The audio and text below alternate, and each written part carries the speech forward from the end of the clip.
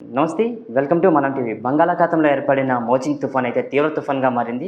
అది నిన్న మధ్యాహ్నం బాపట్ల ప్రాంతంలో అయితే తీరం దాటి జరిగింది. తీరం దాటిన అనంతరం కూడా ఏపీలో ఒక మోస్తరు నుంచి భారీ వర్షాలు కూడా కురుస్తున్నాయి. ఈ వర్షాలు ఇంకా ఎన్ని రోజులు కురుస్తాయి, ప్రజెంట్ ఉన్న వెదర్ అప్డేట్ ఏంటి అనేది మనకి మాట్లాడడానికి వెదర్ డైరెక్టర్ సునంద గారు అయితే మనతో ఉన్నారు. ఆవిడతో మనం మాట్లాడదాం. మేడం చెప్పండి మేడం, ఈ వర్షాలు ఇంకా ఎన్ని రోజులు కురుస్తాయి మేడం, తీరం దాటిపోయినా సరే?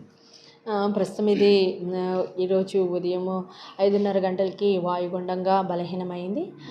తర్వాత 8:30 గంటలకి మరింత బలహీనమయ్యి సుస్పష్టమైనటువంటి అల్పపీడనంగా ఉంది.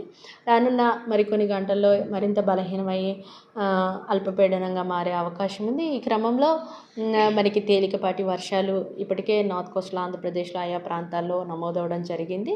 ఇంకా మరికొన్ని గంటల్లో ఈ యొక్క వర్షపాతం అయితే తేలికపాటి వర్షం మాత్రమే ఉంటుంది. డ్రిజ్లింగ్ ఎక్కడైనా ఒకటి లేదా 2 చోట్ల మాత్రమే భారీ వర్షానికి అనుకూలము. మిగతా ప్రాంతం అంతా కూడాను తేలికపాటి జల్లులే ఉంటాయి. ఇంకా సాయంత్రం అయ్యే కొద్దీ కూడాను ఇక వర్షపాతం అనేది తగ్గే అవకాశం అయితే ఉంది. మేడం, నిన్న వర్షపాతానికి లోతట్టు ప్రాంతాలను జలమయమయ్యి ప్రజలందరూ చాలా ఇబ్బందులు అయితే ఫేస్ చేశారు. ఎన్ని సెంటీమీటర్ల వరకు వర్షం నమోదైంది మేడం? అత్యధికంగా 21 సెంటీమీటర్స్ ఆఫ్ రెయిన్ఫాల్ అనేది నర్సాపూర్ జిల్లాలో, అంటే ఇది నర్సాపూర్ ఇంకా చాలా ప్రాంతాల్లోనే, అంటే ఇది అబ్జర్వేటరీ రికార్డ్. వెరాజ్ రిమైనింగ్ ప్లేసెస్లో కూడా చాలా ప్రాంతాల్లో జలమయమైనటువంటి పరిస్థితి ఉంది. అలాగే మన వాటర్ ప్లేస్ విశాఖపట్నంలో కూడా 15 సెంటీమీటర్స్ అతి భారీ వర్షము.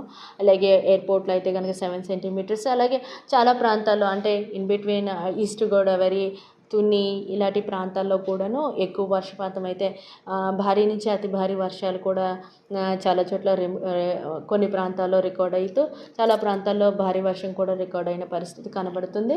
అయితే ఇప్పుడు ఈరోజు ఈ యొక్క వర్షాలు గ్రాడ్యువల్గా తగ్గిపోతాయి. ఎక్కడన్నా చిన్నపాటి యొక్క క్లౌడ్ బ్యాంచెస్ ఎప్పుడైనా వస్తే కనుక ఇప్పుడు మనకి వర్షపాతం అనేది ఉండే అవకాశం ఉంది. ఈ అప్డేట్స్ కూడాను మనము నౌకాస్ట్ వార్నింగ్స్లో ఎవ్రీ 3 అవర్స్కి అప్డేట్ చేస్తున్నాము. మేడం, ఈ ఒక్క తుఫాన్ ఎక్కడ కేంద్రీకృతం అయింది మేడం? ఇది ప్రస్తుతం అల్పపీడనంగా ఉంది. సౌత్ ఒడిస్సా, నార్త్ ఆంధ్ర పరిసర ప్రాంతంలో కేంద్రీకృతమై ఉంది. మేడం, మత్స్యకారులకి తుఫాన్ సంబంధించి మత్స్యకారులకి చాలా రకాల హెచ్చరికలు జారీ చేశారు అన్ని పోర్టులకు సంబంధించి. సో అవన్నీ ఉపసంహరించుకున్నట్టేనా? ఈరోజు తీరం వెంబడి గాలులు అయితే తగ్గినవి. ఈ కారణం చేత మత్స్యకారులకి ఎటువంటి హెచ్చరిక అయితే ఈరోజు ఇవ్వట్లేదు. అలాగే పోర్ట్స్కి ఏవైతే ఇచ్చిన హెచ్చరికలు ఉన్నాయో అవన్నీ కూడా ఉపసంహరించుకోవడం జరిగింది. ఇంకా ఎన్ని రోజుల వరకు యొక్క వర్షాలు నమోదయ్యే టైం? అంటే మనకైతే ఈ రోజు వరకు రేపు అయినా మనకి ఈ సీజన్, అంటే మనకి ఎప్పుడు కూడా తేలికపాటి వర్షం 1 లేదా 2 చోట్ల ఐసోలేటెడ్ వరకైనా ఉంటుంది.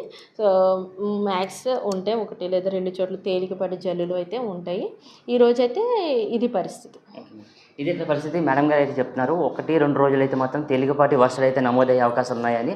అలాగే మత్స్యకారులకు కూడా సజావుగా వేటకు వెళ్ళొచ్చని అయితే మాత్రం వెదర్ డైరెక్టర్ సునంద గారు అయితే చెప్పడం జరుగుతుంది. కెమెరా పర్సన్ ఇమ్రాన్తో ప్రశాంత్, మనం టీవీ, వైజాగ్.